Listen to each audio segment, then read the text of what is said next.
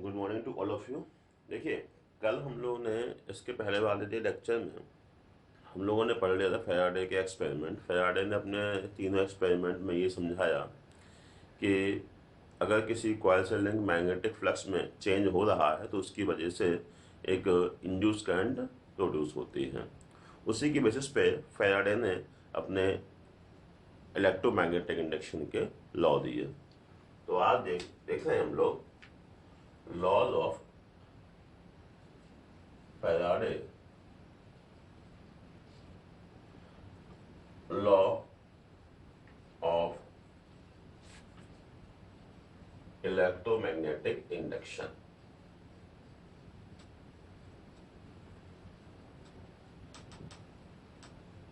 Faraday law of electromagnetic induction. इसमें Faraday अपने first law में कह रहे हैं, whenever magnetic flux linked with a coil changes, then an induced EMF or induced current is produced। कि अगर किसी कॉइल से लिंक मैग्नेटिक फ्लक्स में अगर चेंज हो रहा है तो उस कॉइल में इंड्यूस करंट प्रोड्यूस होगी। ये फेराडे का फर्स्ट लॉ है। ठीक, आप यहां ले जाइए, करंट प्रोड्यूस हो जाएगी, यहाँ पर डिफ्लेक्शन शो करेगा। आप दूर ले जाइए, करंट प्रोड्यूस होगी, डिफ्लेक्शन शो करेगा। तो फर्स्ट लॉ में फेराडे कह रहे हैं, whenever magnetic flux linked with a coil changes then induce current produces. Second law में फेराडे ये कह रहे हैं, इंड्यूस करंट और induce EMF last as well as the change in induced EMF और induced current continues। ठीक है, तो मतलब फेराडे अपने सेकंड लॉ में ये कह रहे हैं कि induced EMF lasts as long as the change in magnetic flux continues। देखो समझो, EMF induced EMF lasts as long as change in magnetic flux continues।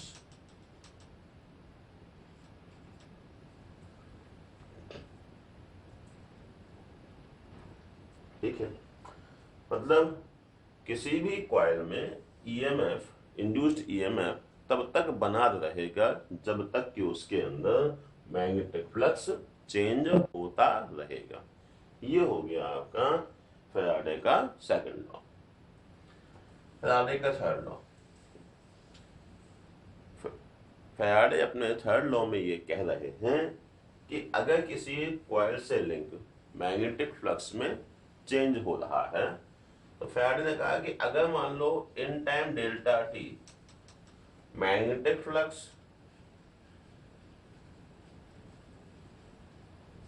Change by delta five, delta T timing में magnetic flux delta five change हो रहा है तो rate of change of flux कितना होगा? Of flux कितना होगा?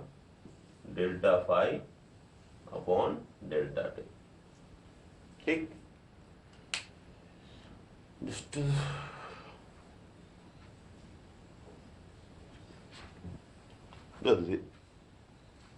ठीक है, तो पहला लॉ हो गया।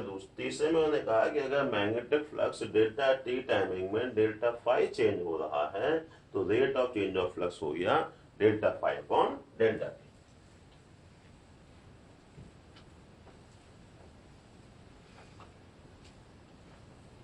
तो according to Michael Faraday, induced EMF produced in circuit or coil is directly proportional to rate of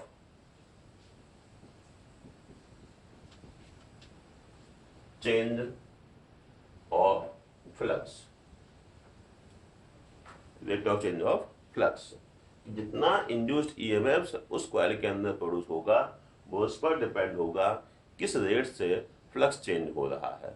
flux अगर धीमे धीमे चेंज हो रहा है तो ईएमएफ कम प्रोड्यूस होगा, फ्लक्स अगर ज़्यादा तेजी से चेंज हो रहा है तो ईएमएफ ज़्यादा प्रोड्यूस होगा। मतलब समझिए बात को, यार यहाँ पे क्या है कह रहे हैं,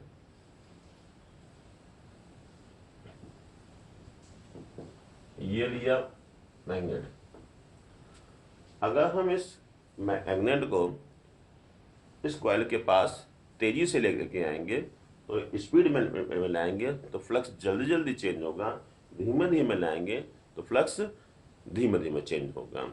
तो ईएमएफ इस पर डिपेंड करेगा कि फ्लक्स के चेंज होने का रेट क्या है। अगर धीमे लाओगे ईएमएफ कम बनेगा, तेज लाओगे ईएमएफ ज्यादा बनेगा। ठीक है।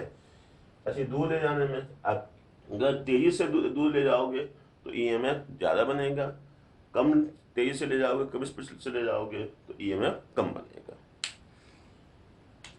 और EMF rate of change of flux ये है delta phi upon delta T, E directly proportional to delta phi over delta T.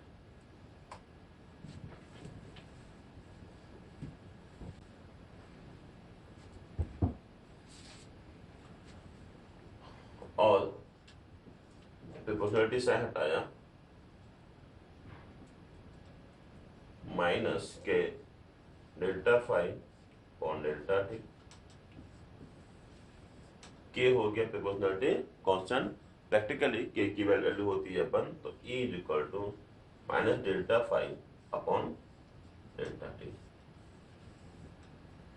ये माइनस साइन ये शो करता है कि जो भी ईएमएफ प्रोड्यूस होगा उसके लिए कुछ हमें कॉज की रिक्वायरमेंट होती है, जैसे कि मैग्नेट को पास लेके आना।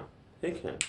तो मैग्नेट के मूवमेंट का किस तरह से अपोज होगा ये माइनस साइन एक्सप्लेन करता है। इसको हम लोग अभी इसके बाद वाले लॉ में समझेंगे। अभी आप देखिए कि इसके अंदर जो ईएमएफ जनरेट होगा, EMF is equal to minus delta phi over delta T. ठीक है। यहाँ पे हम लोग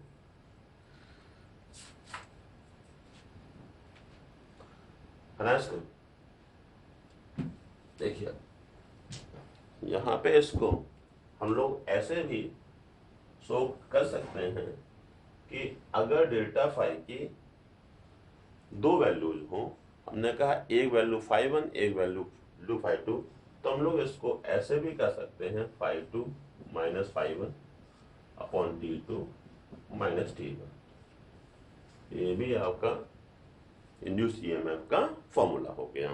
ठीक है। अगर मान लो कभी किसी क्वेश्चन में ये दिया जाए कि ये एक टाइमिंग T1 पे फ्लक्स फाई 1 है, एक टाइम T2 पे थोड़ी देर बाद फ्लक्स फाई 2 हो जाता है, तो उस कॉइल में कितना इंड्यूस ईएमएफ प्रोड्यूस होगा। तो E is equal to phi 2 minus phi 1 upon T2 minus T1। कुल मिला के यही है कि चेंज इन फ्लक्स ऊपर और चेंज इन टाइम इंटरवल नीचे। ठीक है।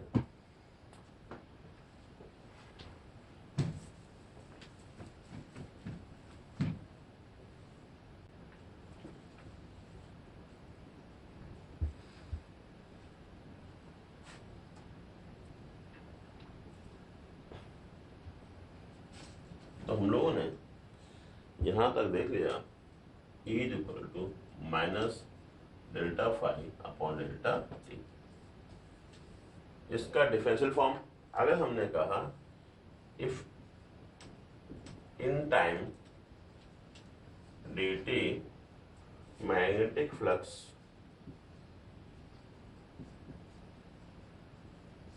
चेंज बाय d फाई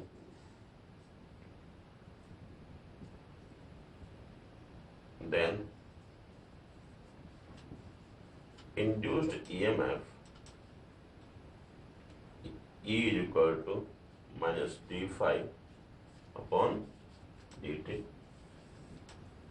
जो यहाँ पे बस क्या था, यहाँ पे डेल्टा था, डेल्टा की जगह हमने कह दिया डी फाई।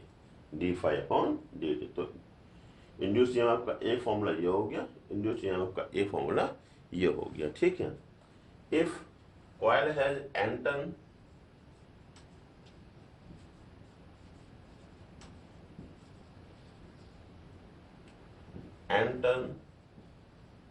अगर ये कहा जाए कि लूप में बहुत सारे टर्न है, तब उसकी वजह से इंड्यूस ईएमएफ -n d∅/dt, ठीक, ओके।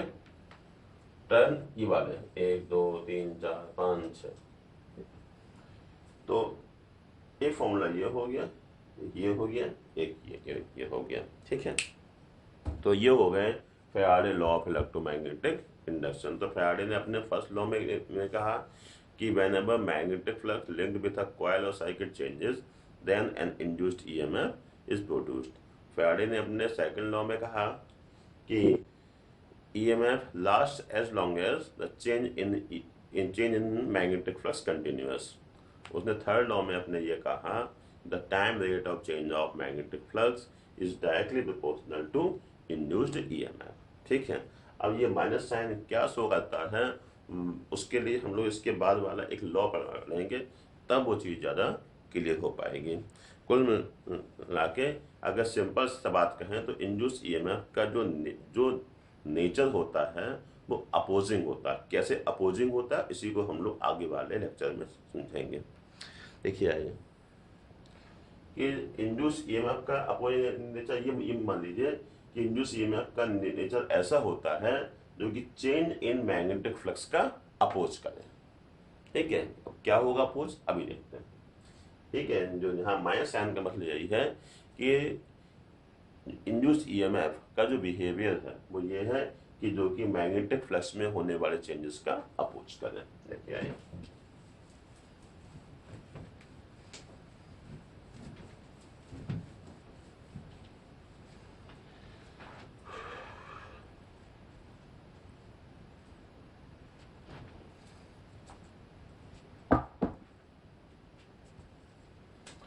आइए देखते हैं लेंज लॉ।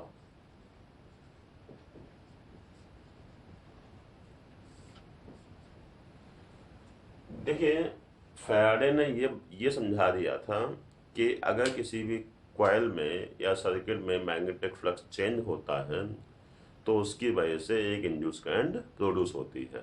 लेकिन फैराडे ने ये नहीं समझाया था कि जो इंड्यूस करंट प्रोड्यूस होगी उसकी डायरेक्शन कहाँ पर होगी, किस डायरेक्शन में इंड्यूस करंट फ्लो होगी। इंड्यूस करंट की डायरेक्शन को समझाने के लिए लेंज ने अपना एक रूल दिया। तो ये बेसिकली इंड्यूस करंट की डायरेक्शन को शो करता है कि इंड्यूस करंट किस डायरेक्शन में फ्लो होती है। देखिए आइए, लेंज ने ये कहा, समझिएगा, लेंज ने ये कहा induced current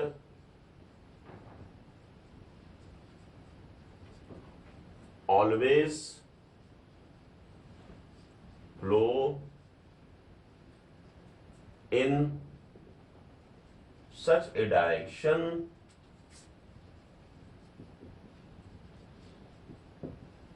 that it opposes the cause by which it produces। Length ने यह कहा कि इंड्यूस करंट हमेशा ऐसी डायरेक्शन में फ्लो होती है जिससे कि वो उस कॉज का अपोज करे जिससे कि वो खुद प्रोड्यूस हुई है, ठीक है। ये है लेंज लॉ। अब ये कैसे क्या एप्लीकेबल है वो थोड़ा सा हम लोग समझने की कोशिश करेंगे, ठीक है। पहला यही है कि लेंज ने ये समझाया कि इंड्यूस करंट हमेशा उस डायरेक्शन में फ्लो होगी जिससे कि उस कॉज का अपोज करे जिससे वो प्रोड्यूस हुआ है, ठीक। आइए इसका एक एग्जांपल देखते हैं कि किस तरह से इंड्यूस करंट ऐसे फ्लो हो जाएगी जिससे कि वो कॉज का अपोज करेगी। देखिए आइए, फर्स्ट हमने ये मान लिया कि यहां पर कोई हमने एक कॉइल रख दी, ठीक, ओके। यहां पर हम मैग्नेट लेके आ रहे हैं,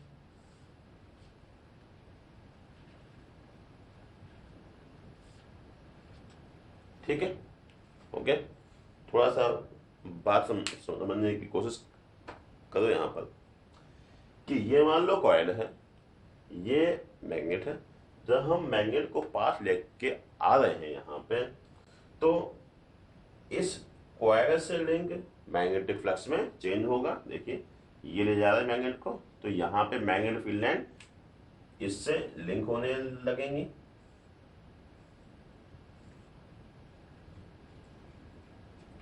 एक, और मैग्नेटिक फ्लक्स के लिंक होने से इस कॉइल के अंदर करंट फ्लो होगी। अब आप लोगों को भी ये पता है कि किसी भी सर्कुलर कॉइल में करंट किस डायरेक्शन में फ्लो हो सकती है, या तो भाई एंटी क्लॉकवाइज में या क्लॉकवाइज में। अब क्लॉकवाइज में होगी या एंटी क्लॉकवाइज में होगी, ये समझाया लेंज ने।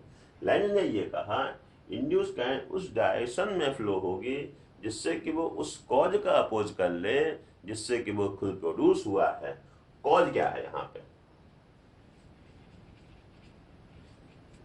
अगर इस सर्किट कॉइल के अंदर इंड्यूस करंट फ्लो हो रही है तो इसका कॉज है मोशन ऑफ द मैग्नेट,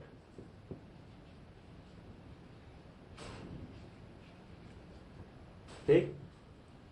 तो कॉज का पोज मतलब मोशन ऑफ मैग्नेट का पोज, मोशन ऑफ मैग्नेट का पोज मतलब कि इंड्यूस करंट इस डायरेक्शन में जो है फ्लो होगी जिससे कि ये मैग्नेट इसके पास तक ना आ पाए।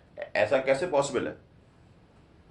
ऐसा तब पॉसिबल है कि ये कॉइल इस मैग्नेट के मूवमेंट का अपोज करने लगे या रिपल करने लगे। ये रिपल्सन कैसे पॉसिबल है? रिपल्सन केवल इस यहाँ पे ऐसे ही पॉसिबल है कि अगर यहाँ पर ये वाला एंड अगर नॉर्थ पोल है तो यहाँ पर भी नॉर्थ बन जाए। बात समझ में आई? ये अगर नॉर्थ एंड है तो यहाँ का जो ये सामने वाला फेस दिख रहा है ये भी नॉर्थ बन जाए। अब इसके नॉर्थ बनने के लिए क्या होना चाहिए आप सभी लोगों को पता है, ये आप लोग पढ़ चुके हैं।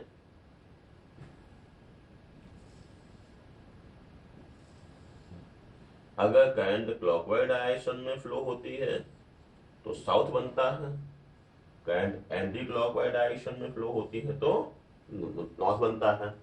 तो अगर मान लो ये मैग्नेट इस साइड जा रही है तो यहाँ पे नॉर्थ बनने के लिए क्योंकि हमें मोशन ऑफ मैग्नेट का अपोज करना है, तो यहाँ पे क्या बन जाएगा? नॉर्थ पोल बन जाएगा। नॉर्थ पोल मतलब इस सर्किट के अंदर यहाँ पे कॉइल के अंदर सामने वाले फेस पे करंट एंटी क्लॉकवाइज डायरेक्शन में फ्लो हो जाएगी। ये बताया लेंज ने कि induce current always flow in such a direction that it opposes the cause by which it produces. ठीक है, बात समझे? इसको और अच्छी तरह समझो कि हम मैग्नेट को पास लेके आए, यहाँ वाला एंड अगर नॉर्थ है तो ये इसके नॉर्थ के आने का अपोज करेगा, तो ये सामने वाला फेस नॉर्थ बनाएगा। सामने वाले फेस के नॉर्थ बनने के लिए इसके अंदर करंट एंटी क्लॉकवाइज डायरेक्शन में फ्लो होनी चाहिए। ओके, यहां तक कोई दिक्कत? चलो बस थोड़ा सा और।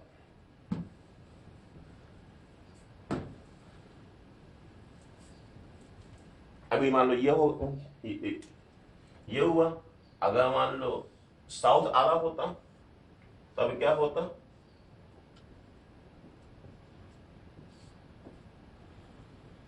तो कॉज क्या है?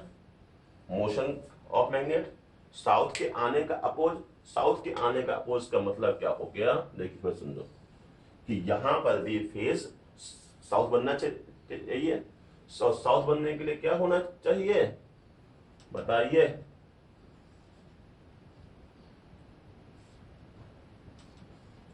साउथ बनने के लिए किसी भी कॉइल में क्लॉकवाइज डायरेक्शन में करंट फ्लो होनी चाहिए। तो ये हो गया आपका तो क्लॉकवाइज डायरेक्शन की करंट।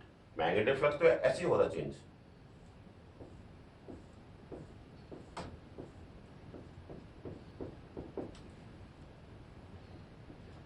ठीक है।